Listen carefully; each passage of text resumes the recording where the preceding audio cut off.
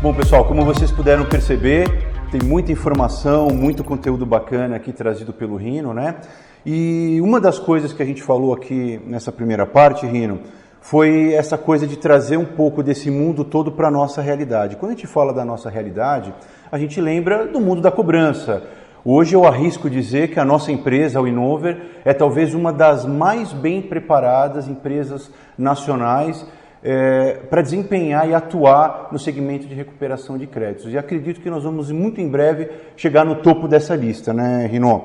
Mas uma das coisas que a gente não pode fugir é o assunto sobre tecnologia digital, sobre inovação, mas principalmente essa questão do digital que está sempre presente em todas as conversas, em todos os eventos. Todo mundo fala, muita gente achou que o digital seria a salvação da lavoura, né? Ou seja, agora não vai ter mais humano, agora vai ser tudo digital, vou reduzir custo, vou aumentar a rentabilidade. E com o passar do tempo foi se percebendo que não é bem assim, né? E eu acho muito legal você, que é uma pessoa, um profissional que está super antenado com tudo que está acontecendo, como é que está essa tua visão hoje em relação a essa questão, tecnologia digital, inovação, no nosso mundo, no mundo da cobrança? Caricati, acho que esse é um tema extremamente interessante porque é a pauta, né, nos últimos anos e vai continuar sendo, né, para frente, até porque tecnologia faz parte do nosso segmento, do nosso ambiente. É um ferramental importante. E a gente investe bastante. Só que eu sempre falo que eu não acredito em nada que é muito vetorizado, né? 880, black and white. Para mim não existe isso. Eu sou mais daquele conceito do blended, né? Uma coisa que você tenha, né, um mix, né? Eu acredito muito mais nisso. E eu vou explicar o porquê que eu acredito muito mais nisso. Porque a gente tem vários tipos de Brasil. Nós temos no mínimo 5, 6. Nós temos um país São Paulo, nós temos um outro país Sudeste, um outro país Sul, o Norte. E eu falo isso com uma experiência, com tranquilidade, porque eu sou oriundo da Unilever, na década de 80, 90, eu estou fazendo 50 anos esse ano. Naquela época, eu com os meus 17, 18 anos trabalhando lá, inclusive foi lá onde eu conheci o Denis, eu vivi o Brasil. Eu fui em Paus dos Ferros, né? Fui em lugares que, né, praticamente muitas pessoas nunca foram, né? Mas não ia naquela época com tecnologia como nós temos hoje. E esse Brasil ainda existe muito do Brasil onde não chega nem o Edge, né? Às vezes a gente olha e fala, não, vou botar uma tecnologia, né? A pessoa será que ela tem um iPhone, né? Que ela tem um S10, né? Master Plus, não sei o que, das galáxias? Não tem, né? A população às vezes tem um celularzinho, né? Coitado, quando ele conseguiu... Nem tem acesso a tanta tecnologia. Não tem acesso, não consegue comprar às vezes um plano de dados, está numa região às vezes quase sem rede nenhuma. Às vezes a gente mesmo, na minha casa, que eu moro, né? Num condomínio, né? Eu não consigo, às vezes, falar no telefone, tenho que ir na rua, sair de casa, porque quando me ligam eu não consigo. Se imagina uma pessoa de classe social, né, não tão, né, privilegiada. Ela acaba sofrendo com isso. Então, a tecnologia, ela tem seus limitantes do ponto de vista geográfico, tem seus limitantes do ponto de vista econômico, só que você tem que usar, e você deve usar. Né? Mas achar que você amanhã acabou com todos os humanos, os contact centers e colocou tecnologia, eu acho isso extremamente, como dizem os americanos, naive, ingênuo. Né? E vou dizer o porquê. Né?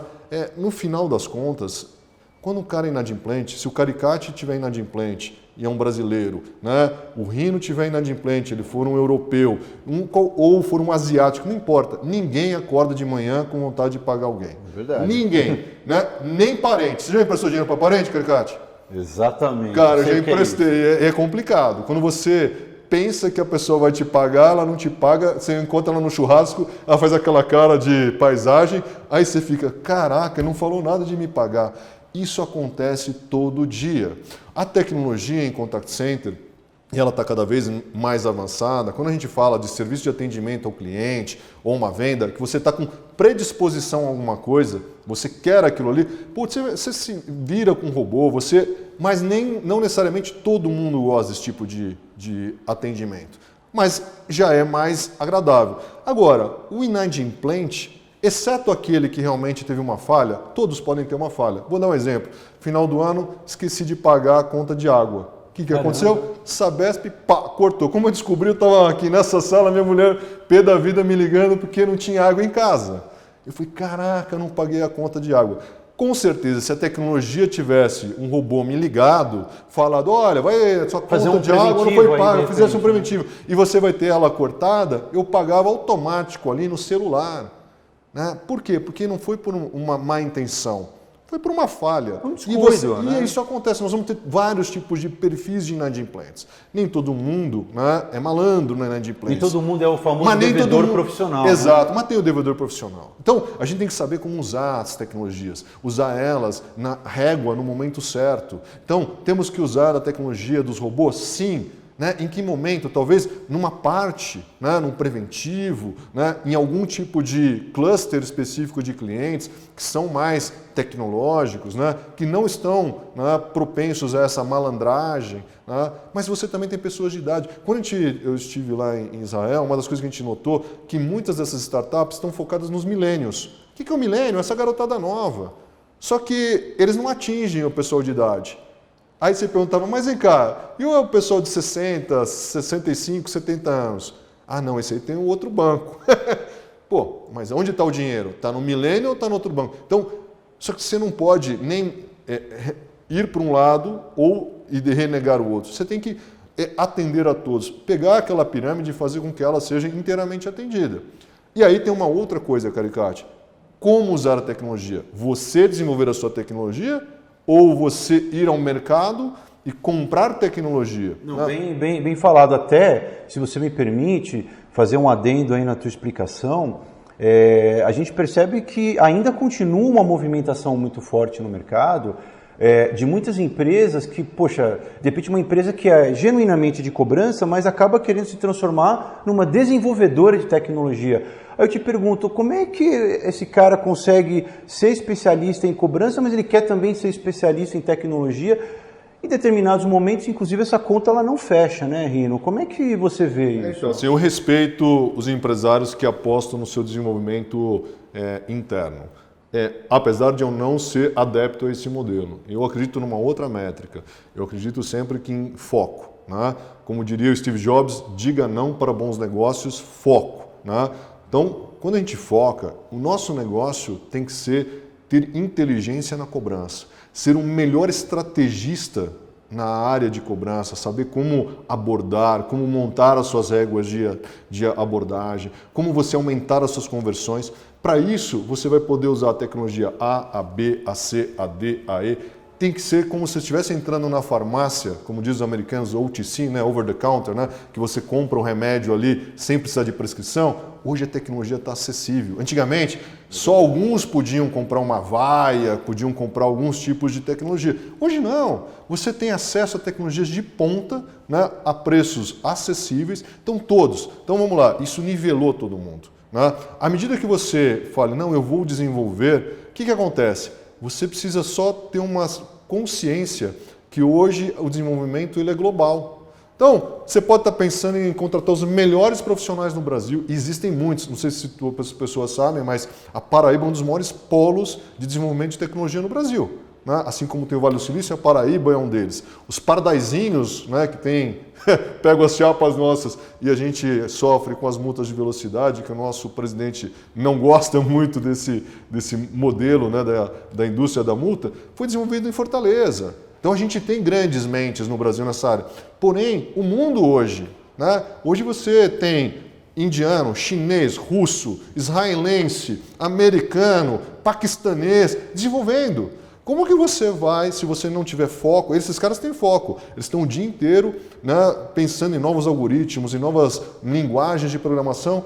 Como que você acompanha um cara desse? Então, o que eu prefiro, como empresário na área de cobrança, adotar uma outra métrica. Olhar o mundo, ver o que tem de melhor e ser o melhor piloto.